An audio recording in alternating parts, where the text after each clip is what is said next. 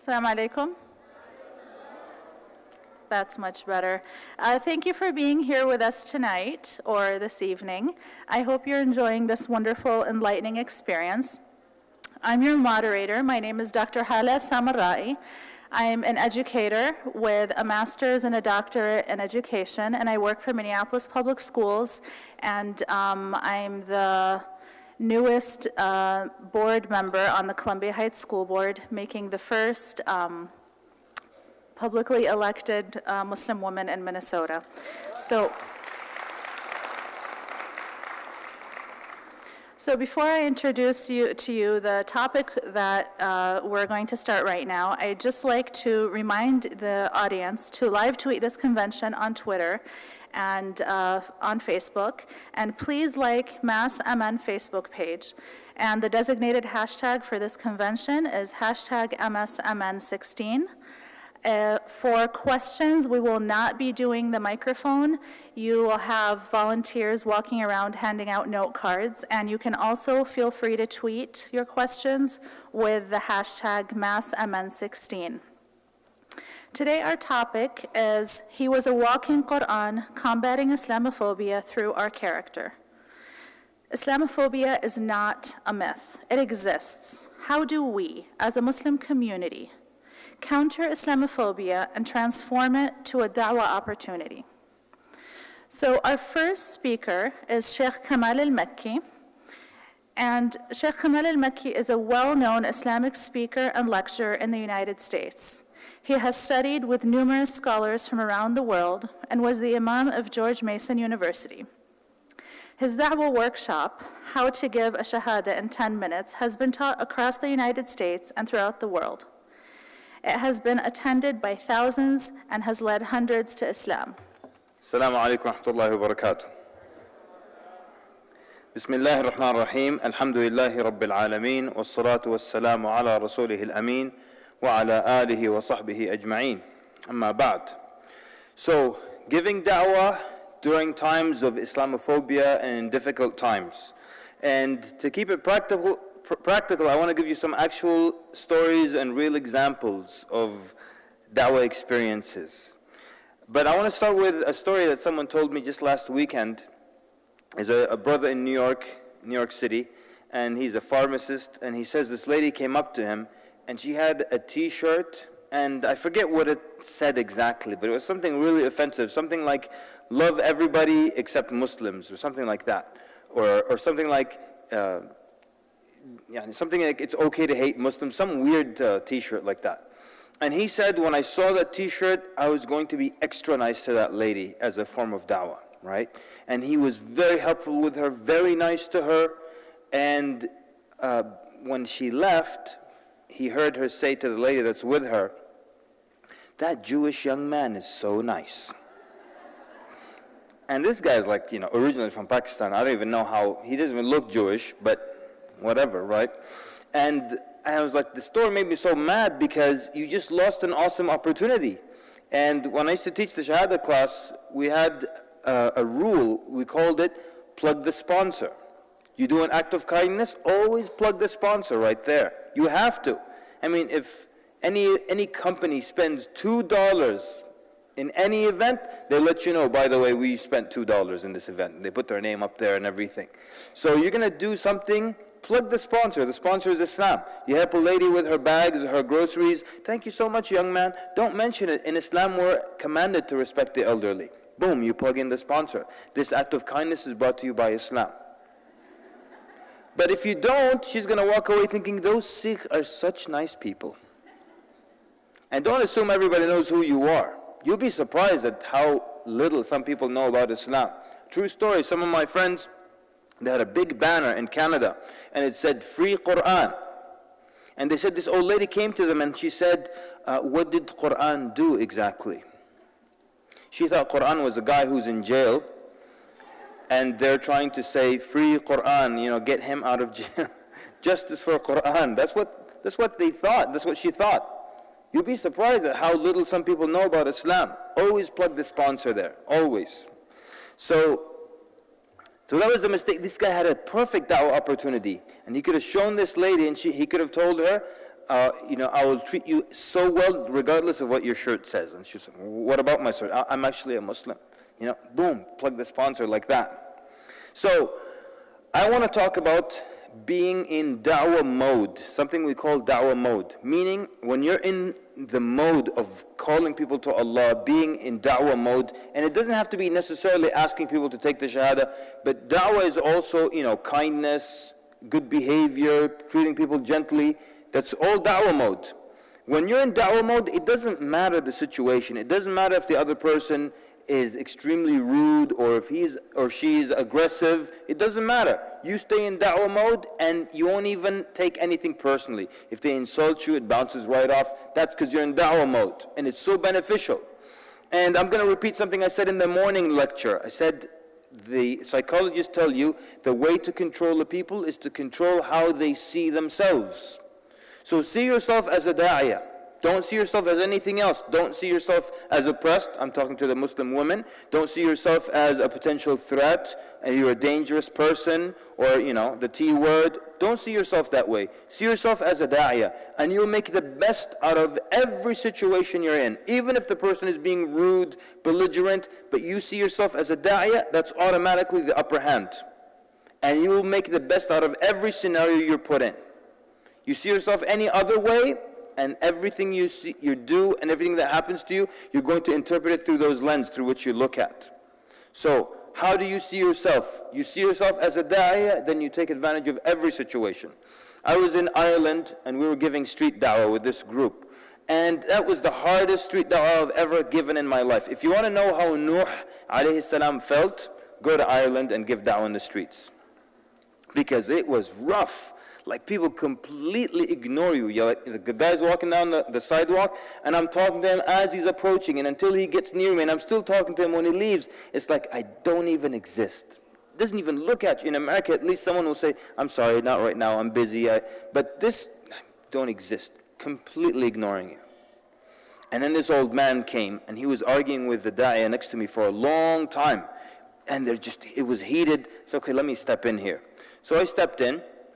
And basically the guy is saying that, all you Muslims, he's basically telling me things about, what Daesh and ISIS, what they've done, and so on and so forth.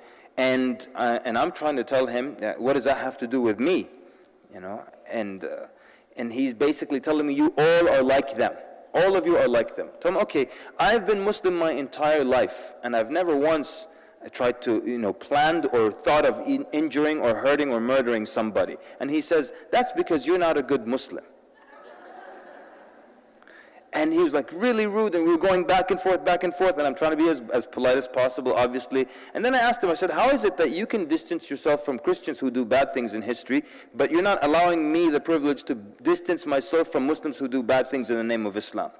And after a few minutes of talking, he shook my hand and he said, thank you for explaining it. But of course, when he left, I told this da'iyah, why couldn't you just distance yourself from ISIS? Distance yourself from them. You don't have to defend them or anything. Just distance yourself. What they do, they think they're doing it in the name of Islam, but that's not the case. And I was telling this man, I don't even know how many Muslims are in America. Since 15 years ago, they've been saying they're about 7 million. And now somebody told me we're 3. So 5 million just escaped. I don't know what's going on. But let's just say we're 7 to 10. I don't know. How many are we now? Anyone know? Anyways, they say that the conspiracy is that they downplay the numbers so people feel that we're insignificant and not worthy of being dealt with and reckoned with. But anyways, let's say we're just 7 or 10 million. So I told him, if our religion was a violent one, and if our religion entailed that you had to go out and injure and hurt people, don't you think there'll be a lot more hurt in the news? There'll be every news, every news every day, it'll just be murdering and killing and another person killed. But you don't see that because our religion doesn't command us to kill people. And then he started to be convinced, okay, it's starting to make sense. And why would our religion tell us to kill non-Muslims, and then at the same time, a Muslim man can marry a non-Muslim woman, meaning a Jewish woman and a Christian woman. And then at the same time, they take the verse out of context, strike them wherever you find them. So that means you can marry her, and then strike her wherever you find her, in the kitchen, bedroom, khalas. So why are you going to marry her if you're going to injure her? What kind of sense does that make? You give people arguments like that, they start to realize, it can't be that that's the case. That's the situation for Muslims. My thing now is that if someone comes to me and starts yelling about ISIS, oh, you're upset about ISIS? 97% of the people killed by ISIS were Muslims. So I'm 97 times angrier than you are. Don't tell me you're angry about ISIS. 3% of the people who kill are your people. 97% of them are my people. So I should be much angrier than you are. Don't tell me that. So yeah, I distance myself from them. And I'll tell you something interesting that I've never done in my life. Until now, I have not apologized for 9/11. You know why? Because I didn't do anything. I didn't do anything. I woke up in the morning, and I was surprised just like every white guy in the country was surprised. Oh my God, what's going on over here? That's my white guy accent, by the way. What's happening? It's not like I woke up and like, oh, alhamdulillah, the brothers did it. I didn't know what was going on. So suddenly I have to go apologize to that white guy, and I was as surprised as he was, but I have to tell him, I'm so sorry, for this. I didn't do anything. I have to apologize to anybody. And that's my policy in life. I don't apologize for things I haven't done. Because if I have to apologize for things Muslims have done, before I give you one apology, I'm expecting thousands of apologies for things that have happened to my people over the years. If you want to play that game, let's play that game to the fullest then. You apologize first, I'll apologize for everything. But you start, and it's going to take you a long time. It'll take you a long time to finish apologizing. So let's just not play that game. How about that? That's a better idea, right? I didn't do anything wrong. But I don't walk around seeing myself as oppressed and a Muslim. Okay, let me tell you a funny story. And this is, with all due respect, to Sheikh Ahmad and everything, but this is California. And California, people are not very normal in California. So I was there with this delegation of like scholars that were from around the world after 9/11, and it was a press conference in a masjid in California. And then a brother was sitting right next to me. I'm sitting here, he's sitting right to my right. And he said, I have a question. And they asked him, which media outlet are you with? And he didn't understand the concept of a press conference. He started screaming, I'm just a human being. I have a question. So, okay, ask your question. So then he went on to this tirade about how people look at him as if he's a terrorist. They see my face, they think I'm a terrorist. When I'm at the airport, they give me dirty looks. My children in school get dirty looks. And he really exaggerated it. We all live in America. It's not that bad. But this guy was just going on and on and on. And the masjid administration, they just look all bored and whatever, So then when the press conference was over, they told us that this guy who's complaining so much right now, as we speak, he's playing the role of a terrorist in a Hollywood movie. You understand? And he's helping reinforce this is what the terrorist looks like. And it's actually his own face, literally. And then at the same time, he's complaining, they think I'm a terrorist. Yeah, because you play the role, Habibi, all the time. And I'll tell you something, I don't watch these movies, but I watch the trailers. And every time there's a movie with some extremist, it's actually that same guy who is sitting to my right. You find him in the trailer, Allahu Akbar! And he's complaining. You're part of the problem, sweetheart. You're part of the problem. So don't ever put yourself or see yourself as anything besides a da'iyah. The da'iyah is the educator. The educator always has the upper hand. You don't know, and I know, and I'm going to teach you some things. No matter what situation, even if it is an oppressive situation. Every time I would come into the U.S., I'd be taken into a little room, and I'm asked, some questions, and they could be, a pseudo-intellectual. One time, the officer tells me, what do you think of the Sharia? So, this guy knows some stuff, huh? So what do you mean, what do I think of the Sharia? He said, are you trying to bring the Sharia to America? I'm like, what kind of ridiculous notion is that? Like, why would I want to bring the Sharia to America? Like, what's the benefit? But if I have a plan to bring the Sharia somewhere, don't I have a list of many countries before America? Like Egypt, Morocco, Tunisia, Libya, Sudan, Somalia. No, I'm going to start with America. Let's start with Washington, D.C. Let's bring them the Sharia. And that's the whole thing. The Muslims are trying to bring the Sharia to America. Okay, I see. So basically, I always get stopped and they go through my bags and stuff. And sometimes on the plane, the shaitan comes to me like, okay, when you land, just let him have it. Be all nasty. You know what I'm saying? And then I think, okay, well, it's not their fault. It's just in the system. It's not their fault that they have to ask me these questions. So just be nice, because that's what we learn in fiqh of da'wah, being gentle with people. So I go there, and I'm just being as nice as possible. And for those who don't know, I'm very, very nice. That wasn't a joke. And then there, while he's going through my bags, he suddenly stops and looks at me and says, what does Islam say about dating? My daughter's becoming a teenager now, and I don't know what to do. He's asking my help with this issue while he's going through my bags. Another one asked me, he's going through my bags, and he says, actually, can I get your phone number? I'm interested in Islam, and I've got some questions. This is the Customs and Border Patrol officer. Here you go. But imagine I got off the plane fighting with him, rude and belligerent. He's yelling at me, I'm yelling at him. He's going through my bags angrily, and he says, and by the way, I need your advice because my daughter's starting to date, and I need your help.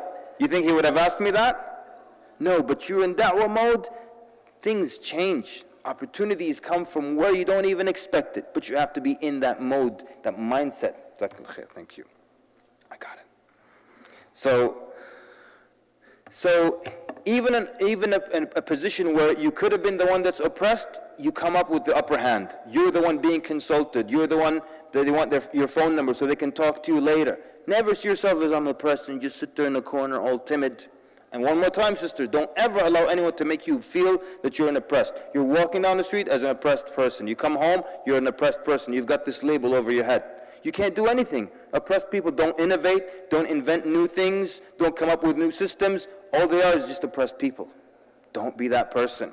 Don't allow anyone to tell you you're that person. People sometimes, they might ridicule you, laugh and stuff, and make jokes because they don't know the hellfire is black, that's why. When you tell them, they don't know the dangers that are out there. If somebody knew how difficult the day of judgment is going to be and what the hellfire looks like, do you think they would for 1 minute make fun of you as you walk by or try to ridicule you or give you dirty looks? They will come and hold on to you, tell me how I can avoid this horrible place. But they don't know, and you know. That's an automatic upper hand. Automatic. So, and we were, just to give you stories, and we were one time giving da'wah in Washington, D.C. And the guy was a drug dealer, and back then I didn't know the guy was a drug dealer.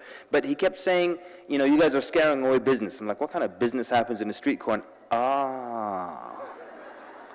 And so we're calling him to Islam, and he's saying, if I become Muslim, will Allah give me a brick? I said, what's a brick? He said, a brick of cocaine. Apparently that's the wholesale item, and then it's broken down for retail, all right? So he's like making fun of things, and he's got a beer in his hand, so okay. So this guy thinks it's a joke, huh? Let's let him have it. And that's the only time I can remember in my life where we went a little hard on someone. So, oh, you think you're smart? You think you're standing here making some money? Let me tell you something. You're going to die just like everybody dies. And when you die, you're going to go to your grave. And 3 things will follow you to your grave: your family, your wealth, and your good deeds. And when they put you in the ground, the family is going to come back to fight over your wealth. And you'll have nothing left but your good deeds. And then we told them about the 3 angels that come and ask, the angels that come and ask you the questions of the grave, and the hellfire, and the angels that will throw people into the hellfire. When we left, wallahi, this guy was standing like this. He was just standing like this. He wasn't joking or talking or anything. But again, someone wants to ridicule you, you're the educator, you're the da'iyah. It doesn't matter to you. You're going to educate them. They don't know what you know. That's how you see yourself. I'm not going to see myself as beneath anybody. I'm not going to be arrogant either. But I'm not going to allow anyone to tell me that I'm oppressed, or that I'm this, or that I'm a lesser citizen, or anything like that. Because we were sent to guide people and bring them to Allah subhanahu wa ta'ala and bring them to the mercy of Allah azza wa jal. So I'm not going to allow them to put me in that position. Allah azza wa jal says in the Quran, رُبَمَا يَوَدُّ الَّذِينَ كَفَرُوا لَوْ كَانُوا مُسْلِمِينَ. The believers will wish, the disbelievers will wish that they were Muslimin. They wish that they were from the Muslims. And some scholars said this happens, they say this when death comes to them. And other scholars say it will happen when the sinful Muslims are put into the hellfire with disbelievers. And then that group is going to tell them, okay, well, we didn't believe in Allah, that's why we're in the hellfire. But you're Muslims and you still end up in the hellfire. But they only remain in the hellfire until it expiates their sins. And when they're taken out of the hellfire, they will say, They would say they will wish that they were Muslims as well, so they can at least someday get out of the hellfire. وَالْعِيَاذُ بِاللَّهِ. This is the reality of the situation. So even if someone is saying something super rude to you, is being extremely rude, and even using foul language, he doesn't know what's going on. And you do know. And that's why you let it slide. In any other time, maybe you won't. But when you're in da'wah mode, you let it go. You let it go. People are being rude, but they don't understand the truth. Maybe they just watch too much Fox News. And that's a lot of the cases. People think they know Islam because they watch Fox News. But they don't know. And so you're that educator who's teaching them about the truth. One thing I want to say very quickly. The Prophet ﷺ, the Quraysh used around 20 different techniques to silence and to muffle his voice. About 20 different techniques. Called him a madman, called him a sorcerer, called him a liar. They hired girls to sing songs and drown out the Quran. They literally had a man by the name of An-Nadr ibn Harith follow him around. And every time he began to recite Quran, An-Nadr ibn Harith will tell stories, so people come and sit with him. They did so many things, 20 different techniques the Quraysh used. And the interesting thing is, you never ever find the Prophet ﷺ reacting to any one of the techniques ever. Not a single time. Why? To show them it doesn't work. That's why they use 20 techniques. He never once said, you know I'm not a liar, you know I'm not a sorcerer, you know I'm not a madman. Not once. And because he didn't react, they moved on to the next technique. And then he didn't react, they moved on to the next one. Our ummah now, instead of learning from the Prophet ﷺ, the exact opposite. You just want 1.6 million Muslims to go crazy, just do this one little thing, and they'll all lose control. So manipulatable right now. Denmark cartoons, just draw them, you get popularity. Charlie Hebdo, it's, for God's sake, it's something French to begin with, That's already low and down here. On top of that, it's just this trashy publication that gets a circulation of 30,000 copies per issue. 30,000. And then some Muslims think, how dare they insult the Prophet ﷺ 30,000 times? They went and did what they did, now it became a collector's edition. The editor ordered 5 million copies. And then he saw that demand was still high, he ordered another 2 million. 7 million copies. Stop. 7 million copies. So you're upset the Prophet ﷺ was insulted 30,000 times, now he's insulted 7 million times? But we react to everything, and the Prophet ﷺ didn't react, and people gave up. Anyways, we'll stop here. Jazakumullah khair for your attentive listening. Sallallahu wa barak ala Muhammad. Assalamu alaikum wa rahmatullahi wa barakatuh.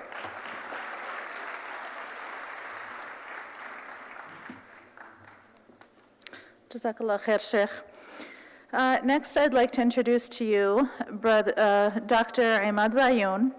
He received both his BS and MS degrees from the American University of Beirut and a PhD in entomology from Texas A&M University and a PhD in Islamic Studies from Graduate Theological Foundation in Indiana. He has taught courses in Aqidah and Fiqh of Sirah at the Islamic American University and has published several audio series. He resides in Riverside, California, and works at the entomology department of the University of California, Riverside. And he's also a member of MAS Los Angeles chapter. Please welcome Dr. Imad Bayoun. أعوذ بالله من الشيطان الرجيم بسم الله الرحمن الرحيم والحمد لله والصلاة والسلام على رسول الله وعلى آله وصحبه ومن والاه. We ask Allah subhanahu wa ta'ala to help us recognize the truth and help us follow it, and to help us recognize the falsehood and help us avoid it. We ask Allah subhanahu wa ta'ala to make the best of our deeds, the last ones that we do, and the best of our days that we shall meet Him. And I ask Allah subhanahu wa ta'ala to bless this beautiful gathering, and as He brought us here today, to bring us again in the company of the Prophet alayhi salatu wassalam in the highest place in the Jannah.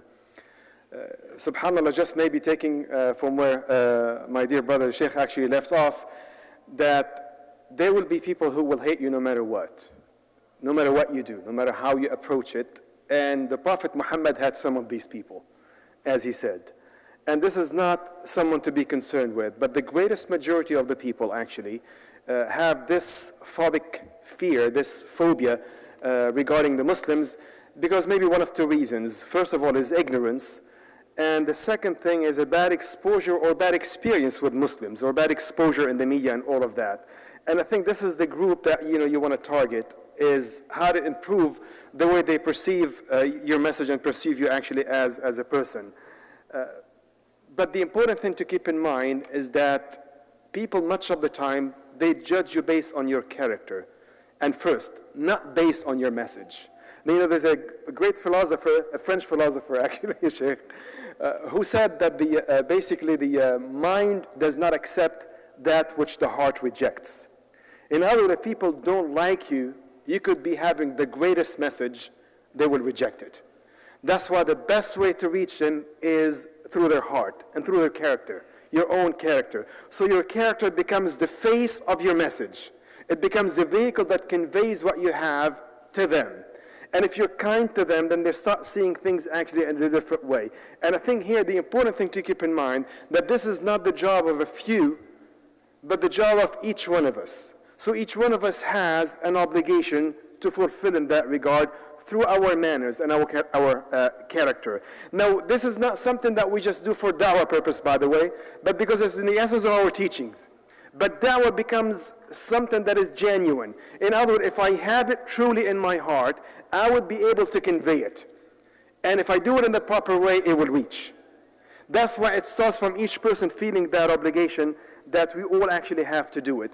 And of course, the Prophet ﷺ more than once emphasized the importance of a person's manners and character when he says that those that are closest to me on the day of judgment are those with the best manners. أقربكم إلي مجلسا يوم القيامة أحاسنكم أخلاقا.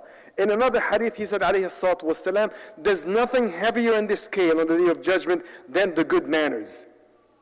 That's why it is something in the essence of the Prophet, and he said, عليه الصلاة والسلام, إنما بعثت لأتمم مكارم الأخلاق or لأتمم صالح الأخلاق in another version. That I was sent to perfect the good morals and the good manners. That's why the message of Islam becomes really focal actually and essential in that regard.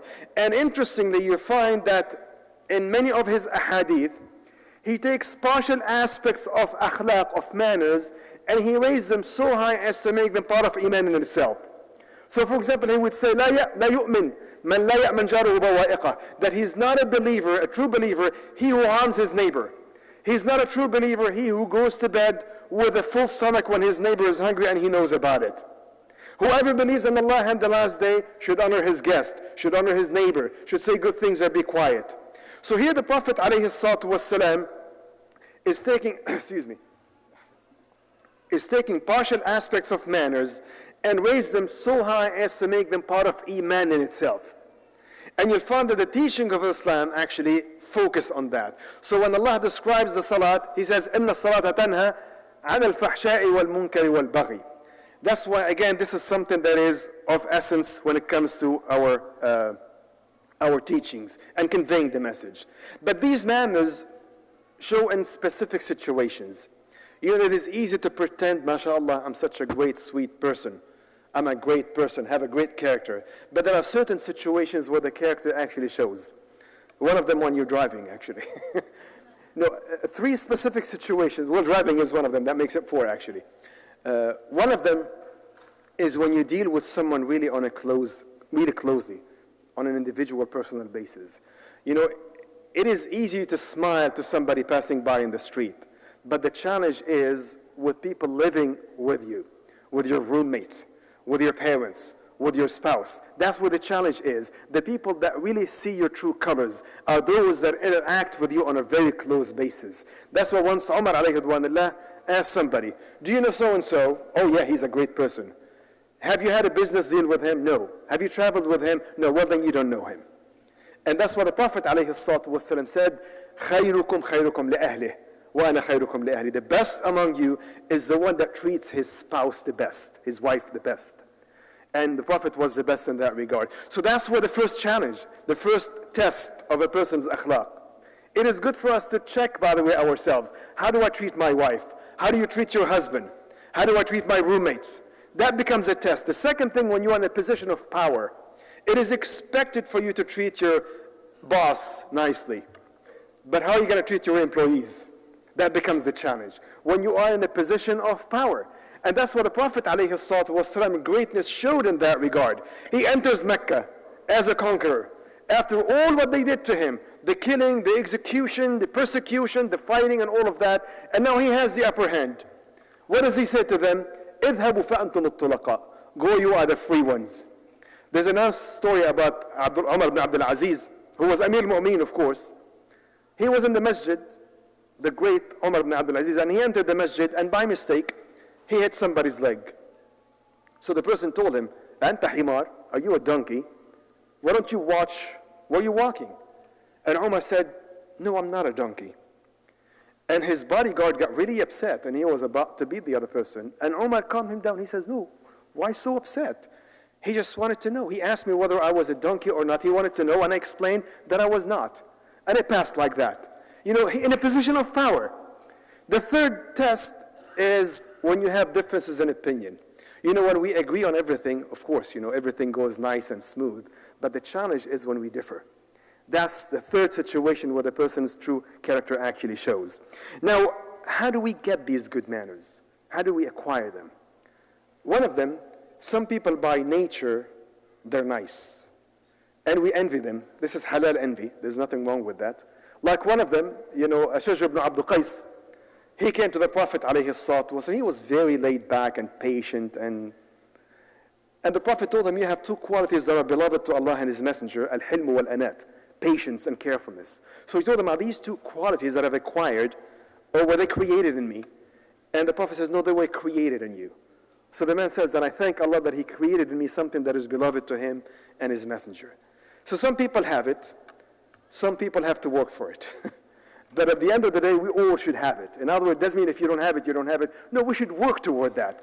And there's a beautiful hadith by Abu Dharr al-Ghifari, some consider it to be mawquf, where he said that the Prophet said, alayhi salatu wassalam, al-ilmu bil-ta'allum, wal-hilmu bil-tahallum, wal-karamu bil-takarrum. وَمَنْ يَتَحَرَّى الْخَيْرَ يُعْطَى وَمَنْ يَتَوَقَّى الشَّرَّ يُوقَى. That he said, becoming educated is achieved by studying, by pursuing an education. That's obvious, right? I mean, nobody can say, well, I'm genetically ignorant. In other words, I was born ignorant, I will never learn anything. No. You become educated by pursuing an education. Is that clear? Yes. Then let's move to the second part. And he says, and then so similarly, you become patient by training yourself to be patient. In other words, just like the first one is possible, the second one is possible. Why is it important? Because sometimes we think, well, I can't control it. That's the way I am. No, you can change. You can change certain things. So here what he's saying is that you can become patient by training yourself to be patient. There's a training process, a tarbiyah process. You become generous by training yourself to be generous. So that's why either you have it or you have to train yourself to have it. But that's possible. And it's really important to keep in mind that if a command is there in the Quran, it means it's doable. You know, we can all find a reason or justification for not changing things about ourselves. Then who did the Quran come down for? Well, I wasn't raised this way. My parents didn't raise me that way. My genetic makeup, whatever it is, if the command is there, it means it's doable. It may be difficult, but it's doable. That's the important thing to keep in mind. So we either train ourselves, or actually, we have it, which will be great. Now, there are two important aspects related to manners that have a direct bearing on our character and manners. One of them is the cleanliness of our heart toward our brothers and sisters and everybody. This is something really important, because if you're going to start doubting the others, if you're going to start thinking negatively of them, it's going to poison your relationship with them, and you can never be kind to them. That's why you find the Islamic teachings are preventive in that regard. One of them, of course, the great verse, and the whole Quran is great in Surah Al-Hujurat, where Allah subhanahu wa ta'ala says, يَا أَيُّهَا الَّذِينَ آمَنُوا اجْتَنِبُوا كَثِيرًا مِنَ الظَّنِّ إِنَّ بَعْضَ الظَّنِّ إِثْمٌ. Avoid much of the doubt, some of it is a sin. He did not say avoid much of the doubt because much of it is a sin. He said avoid much, even though only some is a sin. What about this extra? This is the benefit of the doubt. You give your brothers and sisters the benefit of the doubt. In other words, you avoid more than is justified. Again, to make sure that we do not fall into that poisoning toward one another. And the Prophet ﷺ saying that you will not enter Al-Jannah until you believe, and you will not believe until you love one another. Shall I tell you of that which will be conducive to that love? Spread peace among you. Afshu salama baynakum. But here he did not say spread a greeting among you. He said spread peace, the essence of the greeting. Not just saying salamu alaykum and I stab you in the back. No. The essence of the meaning actually of peace. There's another aspect that have a direct bearing on our character, and this is our selfishness. Al-ananiya, al-shuh, al-athara. All these are different terms that refer to something really closely related to one another. And much of the time, this I, myself, hides behind so many motives when we do certain things. And if we can take that out of the picture, everything else becomes possible. That's why Allah subhanahu wa ta'ala says, وَمَنْ يُوقَ شُحَّ نَفْسِهِ فَأُولَٰئِكَ هُمُ الْمُفْلِحُونَ. Anyone who is guarded against his own selfishness, these are the successful ones. If you can detach yourself, if you can liberate yourself of your own selfishness, these are the successful ones. So much will change if we can do that. We'll be able to see the world totally differently. We'll be able to express the goodness actually of our heart toward the others. That's why Allah subhanahu wa ta'ala praised the Ansar when He said, وَيُؤْثِرُونَ عَلَى أَنفُسِهِمْ, and then وَلَوْ كَانَ بِهِمْ خَصَاصَةٌ. Allah says they favor others over themselves despite the need that they have in themselves. In other words, it is easy to favor others with the leftover. But the challenge is when you desire it and you favor others over yourself. See, this helps with this liberation, the detachment of things. That's what Allah subhanahu wa ta'ala says in the Quran, لَن تَنَالُوا الْبِرَّ حَتَّى تُنْفِقُوا مِمَّا تُحِبُّونَ. You will not achieve piety until you spend from that which is dear to you. Whether it's time, money, whatever it is, that which is dear to you. And if you can achieve that, then your character actually will change. So again, my brothers and sisters, our manners and our characters are the vehicle of our message, the face of our message. And people will not accept your message if they reject your character. But it's really important to do it in a genuine way and extending it beyond your own circle. You know, like compassion, for example. You know, it is easy to express compassion only to your own family, the close members of your own group. But the challenge is with those outside, to extend it beyond our group, beyond our family, beyond our neighborhood, beyond our race, beyond our religion, beyond all of that, to extend it beyond that. And that's really what it was meant to be. That's what Allah subhanahu wa ta'ala, when He described the people in Surah Al-Hujurat, that some scholars consider, by the way, the surah of akhlaq. In that surah, which is not a long surah, Allah says 5 times, Ya ayyuha alladhina amanu, O you who believe. And a command is given. And then after that, Ya ayyuha nas, once, O mankind. So Allah is addressing now all of humanity. It's a descriptive statement by saying, we have created you from a male and a female, all of us, and made you into tribes and nations, لِتَعَارَفُوا. What is لِتَعَارَفُوا? لِتَعَارَفُوا has multiple meanings, by the way, 3 of them. One of them, لِتَعَارَفُوا, means لِيَعْرِفَ بَعْضُكُمْ بَعْضًا, so you may know one another. That's the common translation, but that's only one of the meaning. There's another meaning, لِتَعَارَفُوا means to share knowledge among ourselves. So you give me some and I give you some. But there's a more comprehensive meaning of لِتَعَارَفُوا, which means to deal with each other's in ma'ruf. That when we're dealing with each other's, we do it based on the ma'ruf, by benefiting one another, by being kind to one another. And this is the basis of our dealing with everybody else. The foundation of dealing with all of an-nas, because the verse is addressing all of the nas, all of the human being, is to have this ma'ruf toward the others. And then, inna akramakum indallahi atqakum. Again, my brothers and sisters, this is in the essence of our message. It is focal in our message, and this is something that each one of us is supposed to do. So each one of us has a role to play. A person cannot say, well, they're taking care of the da'wah, I don't have to worry about it. No, everybody has a da'wah in his own function, is representing Islam in his own way. We ask Allah subhanahu wa ta'ala to give us perseverance in this life and the next. Jazakumullah khair, walhamdulillahi rabbil alameen. All right, so one of the questions is, what is the Islamic way to deal with Islamophobia and social media, for example? Let's do Sheikh Kamal for that one. Okay, طيب بسم الله الرحمن الرحيم الحمد لله رب العالمين والصلاة والسلام على رسوله الأمين أما بعد. I'm going to give you my opinion and feel free to disagree with it. Just so you know something about me, I'm very, very okay if people disagree with me. I have no problem with that. If you want to be wrong, it's not a problem for me at all. Very open. All right. take cues from how the Prophet ﷺ dealt with all the negativity in Mecca. And I was saying 20 techniques the Quraysh used against him. He never, ever, ever once, not even in a weak narration, reacted to any of the techniques. He ignored all of them. Every time someone attacks Islam, we make them popular. Some nobody, not an intellectual, no brains, no knowledge, writes some book against Islam, we make it popular. And I gave this example before, that when the French, they remove a Muslim woman's hijab in the beach. We're so angry because about 17 people saw her without her hijab. What do? We post her picture without hijab, send it to millions and millions of people. You're upset because 17 people saw her without hijab. So all we're doing is that we're magnifying and we're exacerbating everything that we see, all the Islamophobia, we give it attention. Everybody wants to become popular, somebody wants to become known. Here's an easy way, free publicity. Offend the Muslims and they will do all the work for you. So let it go, let it go. What do you benefit? Okay, I sat down, I refuted this guy. You didn't benefit anything. So let these things just slide under the radar. Don't give them attention, don't give them recognition. But we give them the platform to become popular. One more time, review it for yourself.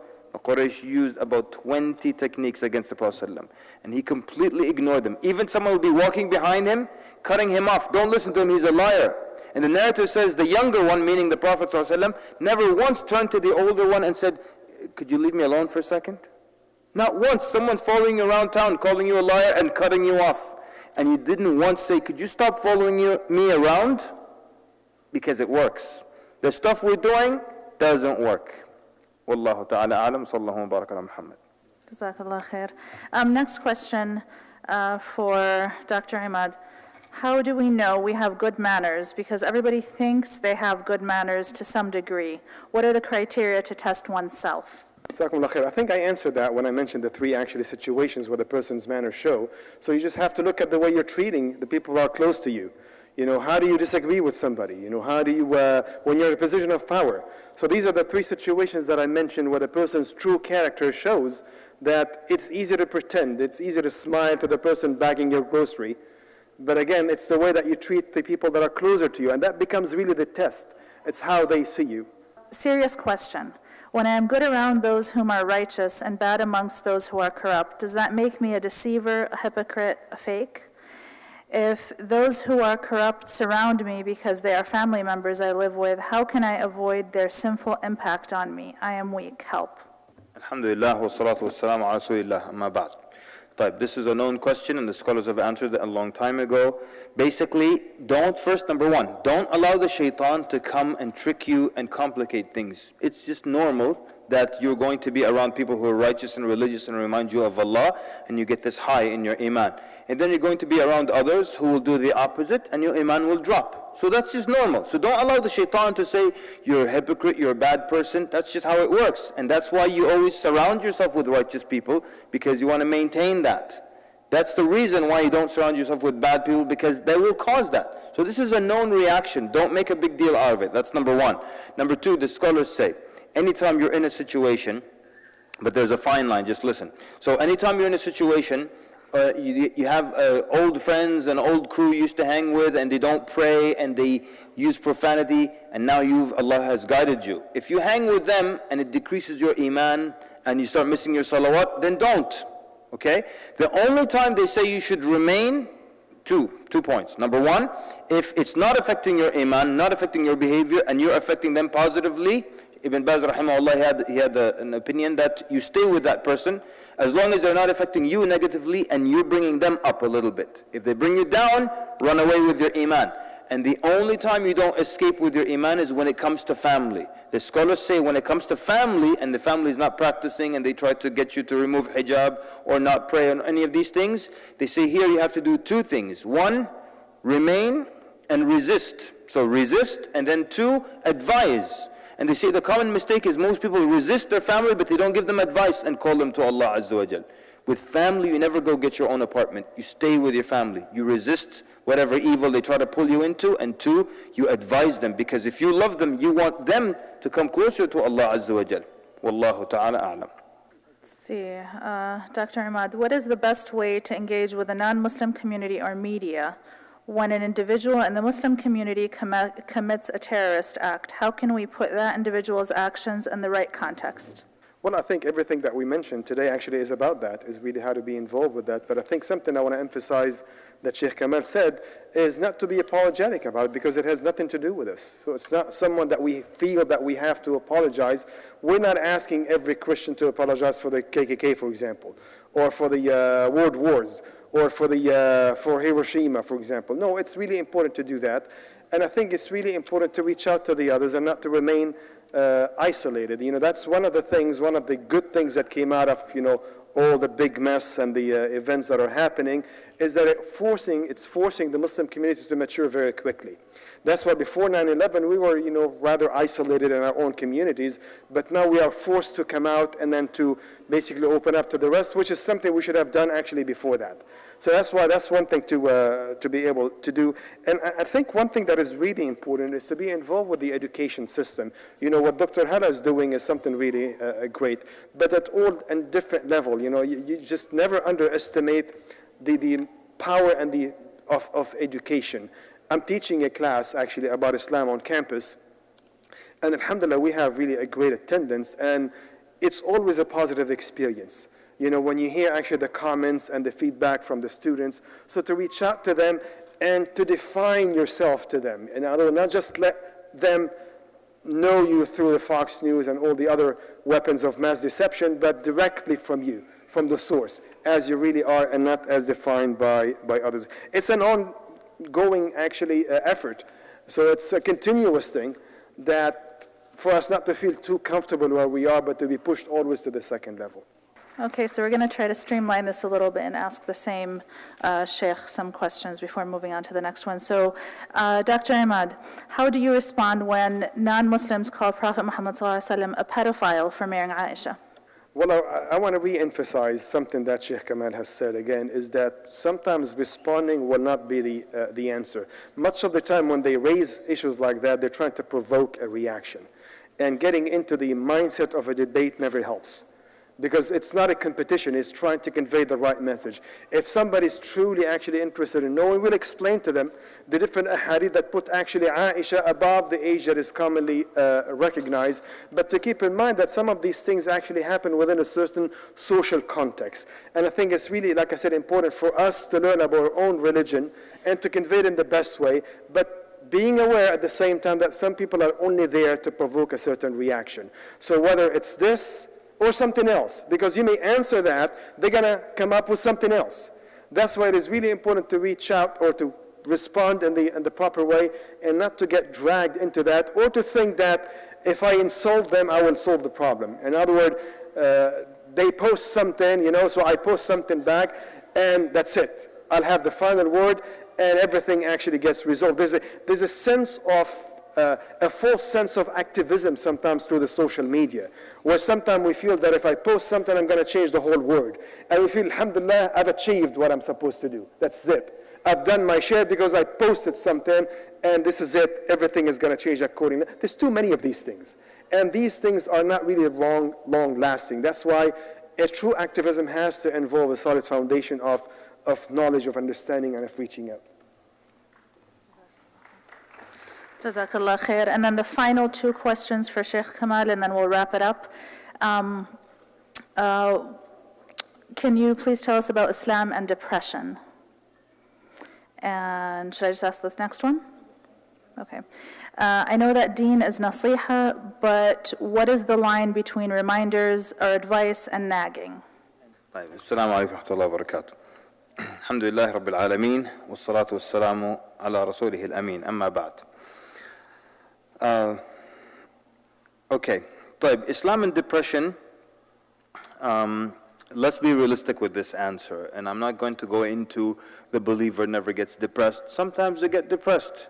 Someone's mother has depression, or your sibling has depression. I'm not going to make it look like they're bad believers and everything. One thing our community needs to step away from is that this whole thing of going to a therapist or going to a psychiatrist is a bad thing. It means you're a madman or a mad woman. That's not the case. So let's not be afraid of therapy. There's absolutely nothing wrong with it, all right? It's a science, there's nothing wrong, and they won't disclose it. It's not like your therapist is going to be walking around the grocery store. You should see Sister Halima, she's absolutely a nut job, and she's not going to disclose anything. Nobody's going to know. So don't worry about that. If you're a Muslim and you're depressed, it happens. No one's going to make takfir of you or make you pray in the back row or something like that. Go to a therapist and get treated, deal with it, figure out what is causing it. And still, we're not going to say ignore the Islamic aspect, but yes, intensify your relationship with Allah subhanahu wa ta'ala, make more dua, get up for a qiyam, fast, do all kinds of good deeds. So there isn't a problem, and we're not trying to say the believer does not suffer from depression, and come on, just take it easy, okay? The believer can suffer from depression, the believer also slips and falls, just so you know, and things happen to the believer, right? And Nabi sallallahu alaihi wasallam was so saddened during one time period in his life that the companions named it Am al-Huzn, the year of sorrow. It's not like Allah called it that name, but people noticed how sad he was that they gave it that name. So things happen, get therapy, get the necessary help, and still keep or even intensify your relationship with Allah Azza wa Jal. Dr. Ahmad, do you agree with that? Wallah, wallah. طيب, okay, خلاص. Dr. Ahmad agrees, خلاص, everyone be quiet. طيب. Next one, it says, Din Nasiha, what's the fine line between reminders, advice, and nagging? First of all, it has been scientifically proved that nagging kills men, actually. That's why they die before women, it's because of nagging. Okay, I was kidding. It's not that. So, the fine line between nasiha, reminders, advice, and nagging. I actually, honestly, let me just be honest. I don't understand this question. Why would you be confused about the difference between advice and nagging? It must be a woman asking this question. Because, okay, I'm just joking. Don't get offended, everybody. But really, okay, let me ask this. Men in the room, are any of you confused? Is it blurry between nagging and advice? No, it's very clear. Advice is like, brother, I recommend you do this. And nagging is the one when you hear, you will feel like jumping out the window from the 10th story. That's the one. There is no confusion. So look, people, when you advise people, you are trying to correct them, get them closer to Allah Azza wa Jal, make them better in worship, better in relationship, in closeness to Allah subhanahu wa ta'ala. That's your advice. You're trying to correct them in a way that helps them in how they behave and operate and deal with people in the community. And it's just that. You're giving them that advice in order to correct them in that direction. Nagging, again, and it's just so weird for me. Like, there's a huge difference between the two. Nagging is that one where it's just going over and over and over and over and over again.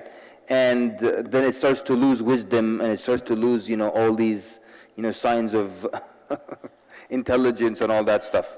But I know probably maybe it's a sister who has a husband, she gives him the advice once, and then she has to give him the advice twice and 3, and after 4 times it becomes nagging and not advice. That's probably what you're talking about, right? So, this, I don't know what to tell you. Just may Allah make it easy for you, make a lot of dua, and we will make dua for you as well, inshallah. جزاكم الله خير والسلام عليكم ورحمة الله وبركاته. تفضل يا شيخ. Just about the nagging. جزاكم الله خير. Well, just a little bit about the nagging. I think I may maybe cover the other part of that. I agree with what the Sheikh said, but there's another part to it that sometimes people actually are into excessive advice giving. In other words, almost like self-righteous, always putting themselves in a place where they're the one that give an advice, and every time they see you, they have an advice to give you, which becomes really annoying. I think, Allah subhanahu wa ta'ala says, فَذَكِّرْ إِن نَفَعَتِ الذِّكْرَ. You remind them when the reminder helps. So in other words, it's not always a matter of giving an advice, that's it, I said it, it's already done, but it's how it's perceived by the other. I think that's another aspect of the same question, that sometimes we do get into a mindset of nagging, just feeling self-righteous, and I'm the one that somebody appointed me. I'm the one that always gives the lessons, but of course we do not receive the lesson. So this is something that all of us actually have to do, and stay away from nagging as much as possible.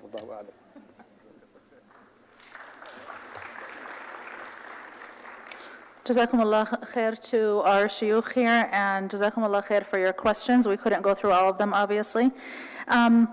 Mass Minnesota would like to thank our generous sponsors for making this convention possible: Filfila Restaurant, Holy Land Brand, and Life for Relief and Development, NATE, and University of Islamic Financial.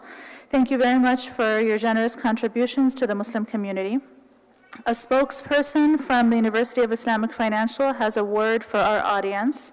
Brother Ijaz Hussain. Assalamu alaikum wa rahmatullahi wa barakatuh. I want to quickly thank Brother Asad Zaman, the leaders, organizers, volunteers for hosting this event. It's, mashallah, very successful. My name is Ijaz Hussain. I'm the Senior Vice President, Director for University Islamic Financial. For those of you who have not heard of our company, you will hear more of it in the next few months. We just got approval to offer our Islamic financing program in Minnesota. Inshallah, we will be launching November 1. We offer home financing and masjid financing for the Muslim community, and we are very privileged to be sponsoring the mass convention over here, and you'll see more of us at other events.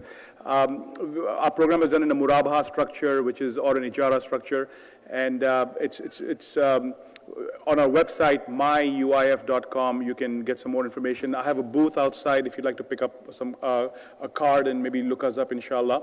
And also, I'm looking to hire an area manager from the community, so if you know somebody interested in working full-time or part-time for us to spread the word of Islamic financing in the community, please, I'd be love to talk to them as well. But I want to end by saying thank you so much for allowing us to be a sponsor. Come over here, and for all the support and the welcome you have given us. So thank you, Brother Asad Zaman, and everybody else. I appreciate it greatly. Jazakallah khair. Thank you.